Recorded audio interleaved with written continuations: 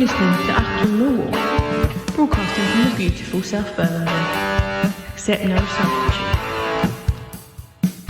Good morning, dear listeners. Welcome to Achtung Millwall. This is the third in my series of Christmas shows looking at Millwall items of historical and cultural significance, as I'm choosing to call them. Today I'm actually looking at the Lions of the South book, the famous masterwork by James Murray, which, it occurs to me as I'm speaking, is in itself an item of Millwall cultural significance. A beautiful book outlining the history of the club from 1885 to the mid-80s, written by Millwall writer James Murray. It is a fantastic piece of literature and history, but included within it, which is the specific thing that I wanted to look at this morning with you, is a famous page, and it's a reproduction of a page from a magazine in 1910 called Lotinga's Weekly. Lotinga's Weekly was a sports magazine, effectively. I'm just looking at an internet website as I'm talking. Lotinga's Weekly was an illustrated journal of sport. It started in March 1910, so this page is October 1910, and it was killed off during the war when horse racing restrictions were imposed. It was kind of like a horse racing and football based magazine. Its tipster was known as Larry Lynx. I like that, Larry Lynx. And he moved on to another magazine called John Bull, which was a patriotic magazine during the First World War, managed by a guy called Horatio Bottomley, who was a well-known MP, magazine owner, and eventually did some time for financial swindle. But we're straying from the point of today's item, which is a page relating to the opening of the new den. Not our new den, Coldblow Lane as the new den in 1910. So this magazine is dated October the 29th. It's headed Millwall's New Ground, and it's got a series of photographs taken at Coldblow Lane on the occasion of the grand opening against Brighton in October 1910. The little piece of description here, it says, after many years' sojourn at East Ferry Road and North Greenwich, the old Lions of the South, Millwall, migrated to a more populous district of New Cross. The opening ceremony of the new ground was performed on Saturday, where the Southern League champions Brighton and the Hove Albion provided the successful opposition in a one-goal match. Brighton beat Millwall famously on the opening of the den at Coldblow, and they got a series of photographs taken at the opening, which was opened by Lord Kinnaird, who was the chairman of the FA. Some of the captions at the bottom are slightly hard to read, but you can certainly see Lord Kinnaird with his white beard there. I think Lord Kinnaird had played in the first FA Cup final. He was certainly a major figure in FA Cup history, in FA history. There's a very amusing anecdote that such were the crowds at the new Coldblow Lane ground that Lord Kinnaird had gone to the wrong end to get in to actually open the ground officially. He'd gone to what we now call the Alderton Road end. In the history Lions of the South, it's billed as the Canterbury Road end, dog track end, whichever way you want to call it, where Lord Kinnaird, Old Etonian, Lord High Commissioner, merchant banker, wealthy landowner and big cheese in the FA had gone to the wrong end. Such were the crowds at the opening of the new stadium that he couldn't get round to the correct end, which would be the Coldblow Lane end, and he had to be dragged unceremoniously, says James, over the gates to get in to make it down to the players' tunnel end, where he's pictured in Lotinga's Weekly performing the honours to actually open the ground. So as I say, the photographs are, it's a reproduction of an old magazine, so they're a little bit hard to make out, but I can see there's an image of the Coldblow Lane end, the crowds above the players' tunnel at the old Coldblow Lane end. Two faces in the crowd ringed, and they are entitled to match tickets on the account of Lotinga's Weekly, for if they can identify themselves. Below that is Lord Kinnaird at the handing the ball to the opposition captain. And another image of Carmichael, the Millwall goalkeeper, Carmichael. They didn't do first names much in those old times. Number 4 is Lord Kinnaird declaring the ground open. They're shaking hands with the Millwall captain in his dark blue shirt alongside the Brighton captain in his blue and white stripes, which still prevail to this day. Other images, Elijah Moore, the Millwall groundsman, famous figure in Millwall history, Elijah Moore. He was actually the one of the secret team that had actually come over to New Cross to weigh up various sites. The reason that the club moved from the island is also detailed quite nicely by James in the Lions of the South book. It describes it as a deserted island, falling crowds in a nutshell, on the Isle of Dogs. The club had obviously drew its origins from the docks and on the island, but it was always a difficult place to get to, so there was a somewhat limited pool of supporters over there. So other clubs such as West Ham, such as Woolwich Arsenal, and other clubs in London were drawing bigger crowds, and Millwall Athletic were finding that the limitations of that curious bend in the river that creates the Isle of Dogs meant that population-wise and with the difficulties of travel to get to the end of the island, it's a bit of a mission, even today, I suppose. Maybe with the DLR it's speeded up, but back then it was not an easy journey to make. And consequently, crowds were proportionally lower for Millwall Athletic. So despite us being the Lions of the South and, you know, a very successful side in those times, there was an increasing desire to tap into a bigger population, which was found to be at the Surrey Docks and New Cross, and that's where a team was dispatched from the club to travel over and size up the various sites. They looked at a few sites. One was at the back of the Rose pub in New Cross Gate. The actual site of Coldblow Lane was a kind of like a market garden, and that was the site that was eventually chosen. In typical Millwall style, there were various missed deadlines to open up the new ground, and consequently a series of last ever games on the island.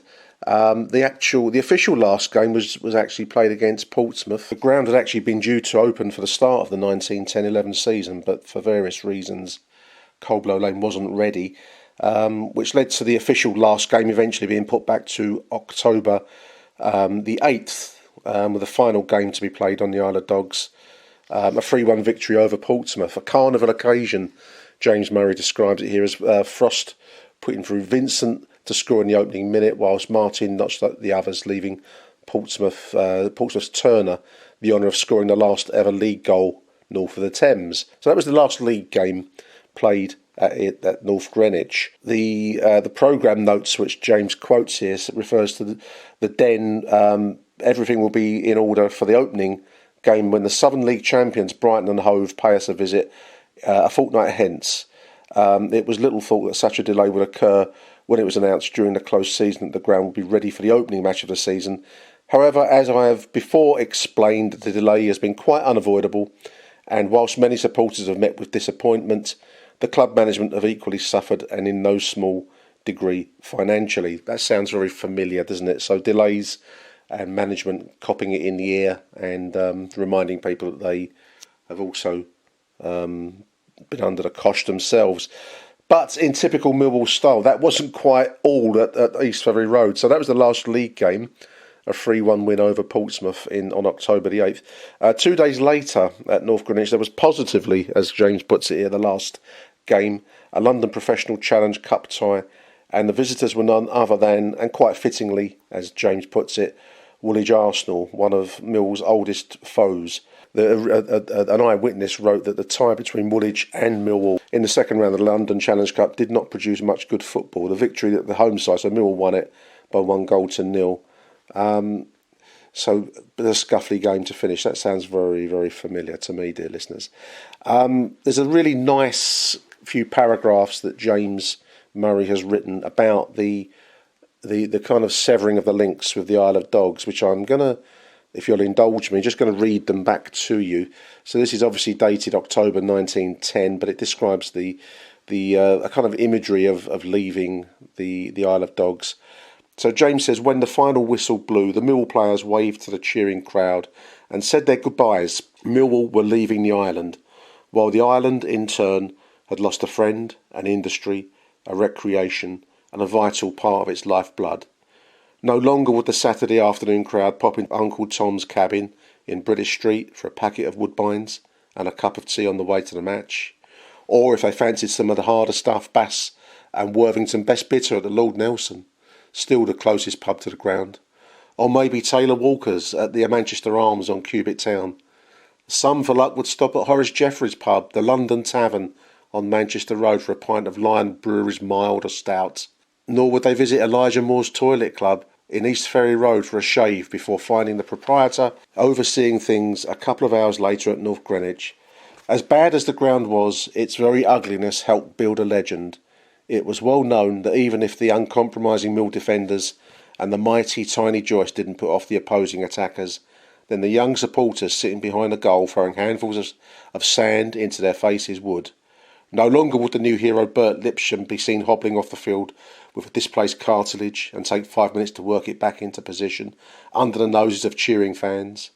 No longer would Millwall be the only club to play in an inland city, yet have the piercing toot-tooting of ships cutting their way through the misty river, just yards from the ground, drowning the cheers of Millwall's own supporters.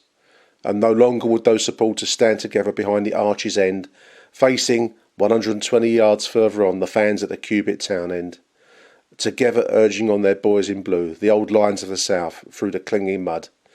When the last bike was collected from Peter George's football grounds cycle score next to the station, all that was left was an empty pitch, a bumpy pitch, deserted terraces, and memories.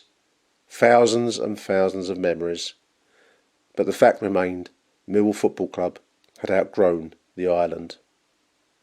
That's really nice. I don't like to read large sections of text. I try to do these a little bit more ad lib, but that was just beautiful, and I just wanted to read it because I really admire that as a piece of writing that somehow captures the essence that led to our first item on today's show, a page from Lotinga's Weekly, headlined Mill's New Ground, when the Den, Coldblow Lane, was the bright spanking new home of Millwall Football Club. Achtung, Millwall. So there we are, dear listeners. It would be the Den in Coldblow Lane, New Cross, where Millwall would truly forge its name and its reputation, shall we call it.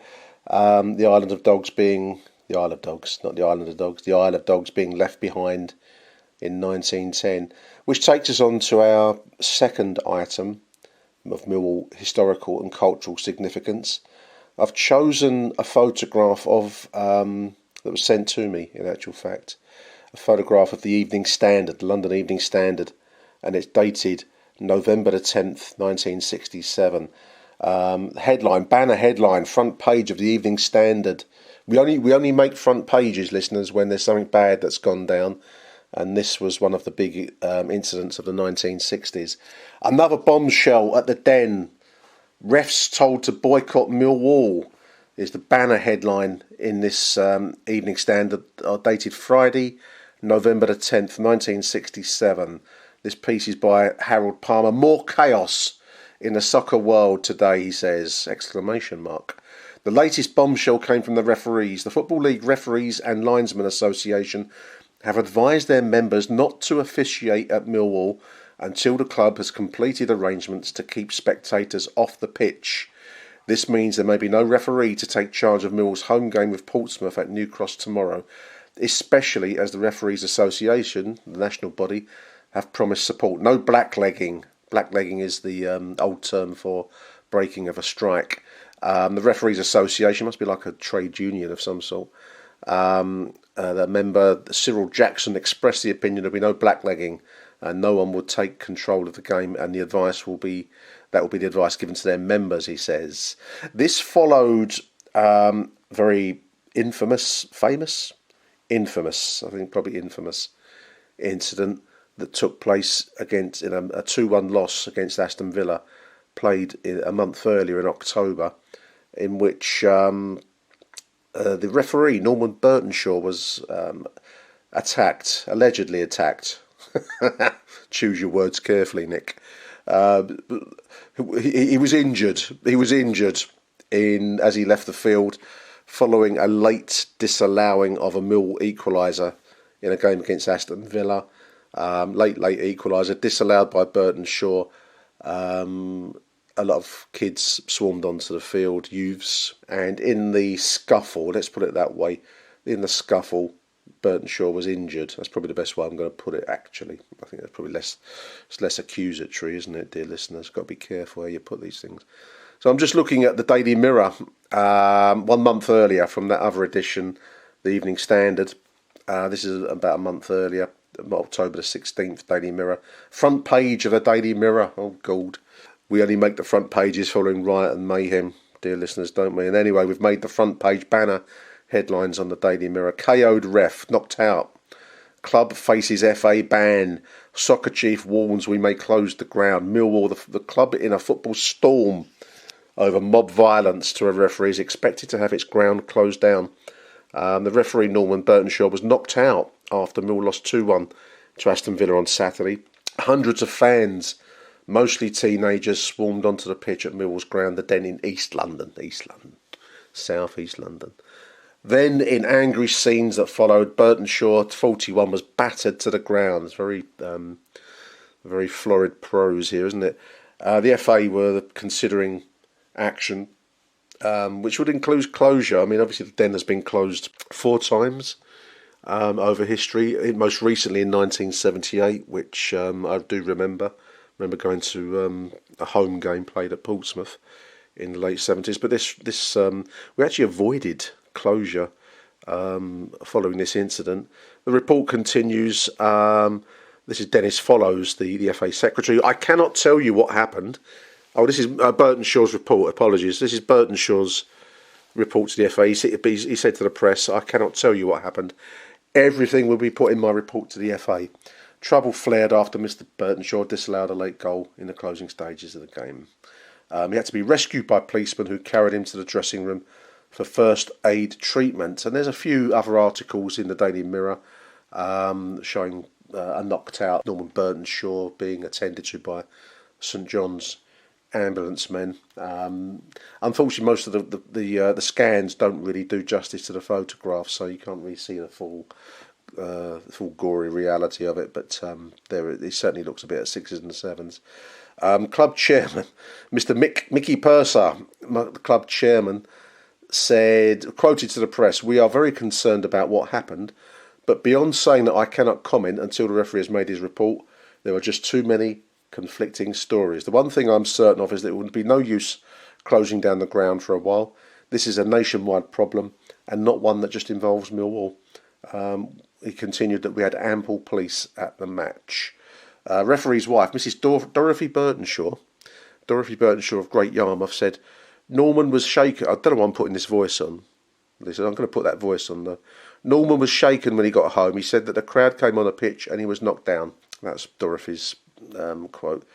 And there we are, front page of the Daily Mirror, alongside an image of Elizabeth Taylor dressed up in semi-royal looking gear at the opening of her new film, Dr. Faustus. But that's unrelated to Millwall matters in any way, shape or form.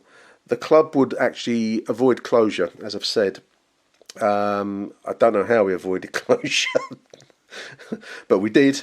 We got £1,000 fine, and I think we were required to put up fences around the side of the Den, which were there when I first started going. It wasn't a terribly big fence, and I think many of the great and the good saw the club as paying lip service to the idea of fences at the Den, but it was like a very small, maybe if it was 12 inches, like a yellow rail along the top of the wall. Really, it served no purpose in keeping anybody off of the pitch. That much is for certain. But there we are. All sorts of other articles. I'm just looking through the search here. Millwall's ground must be closed, says the People, Sunday People. Ken Jones advocating closure. Millwall club has a problem. And so it continues. The Illustrated London News. We even made the Illustrated London News, dear listeners, which is like a society magazine. In fact, that's got a good photograph. I might borrow that with a contorted Norman Burtenshaw being carried from the field. This is a long series of examples of hooliganism. There was a rising time of hooliganism in the game. Hooliganism and rioting, not just at Millwall. I mean, this is across the game generally. Maybe my light tone is doing it a disservice. I don't know, but it occurs to me as I'm speaking. There's been fighting both on and off the pitch, and rowdyism, both at matches on the way to and from the ground. That's the Illustrated London News. So we've certainly made it to the big time there, dear listeners. So there we are. The Evening Stand. I'm going to borrow that Illustrated London News image as well. And my final choice, the final item that we're looking at, is the plaque that we arranged with Lewisham Council to erect on the site of the old den on Coldblow Lane. This was back in 2010.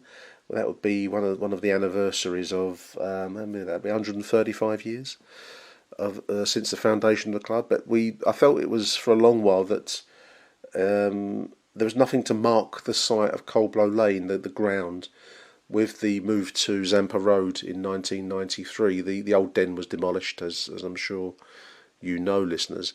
And sadly for me, it was rebuilt by Fairview Homes, but sadly, in my opinion, none of the names of the roads reflected the fact that the den had been there for many, many years. No players' names, nothing at all. And I felt this was wrong. And consequently, alongside some members of the Lions Trust, when I was involved with that at the time, we applied to Lewisham Council to mark it in some way. They have a system of like maroon plaques, which they agreed to put up, and so the image of the plaque was instigated by the Lions Trust. I filled out the form, long form actually, asking why this place was important and why it should be marked. And I filled out a Lewisham Council form. I remember doing that quite clearly and emailing it in on behalf of all Millwall supporters.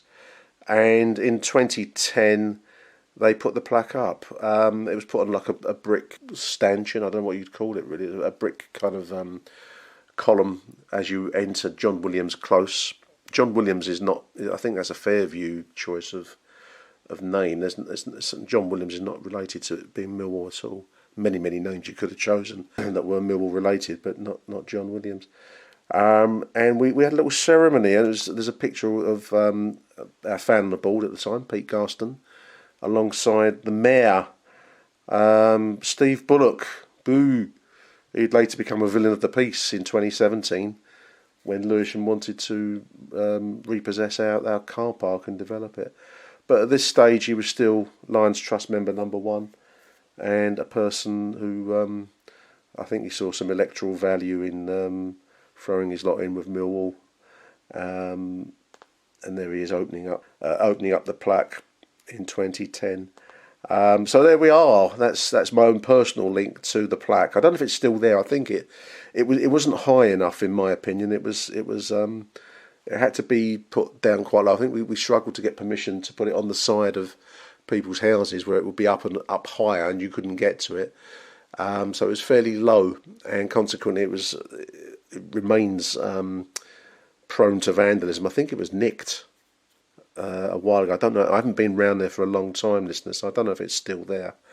But certainly it was there for some time, and it was the best that we could do to mark the site of the den. So it's a maroon plaque with the Roaring Lion and the old Patacake Lions badge, London Borough of Lewisham. On this site stood the den, the legendary home of Millwall Football Club from 1910 to 1993. I haven't looked around there for a long time. I hope it's still there. I think it was nicked, and they were going to replace it. Whether they did replace it or not, I don't know. But there we are, the Millwall plaque. That's the third in our list of items of Millwall culturally and historically significant items.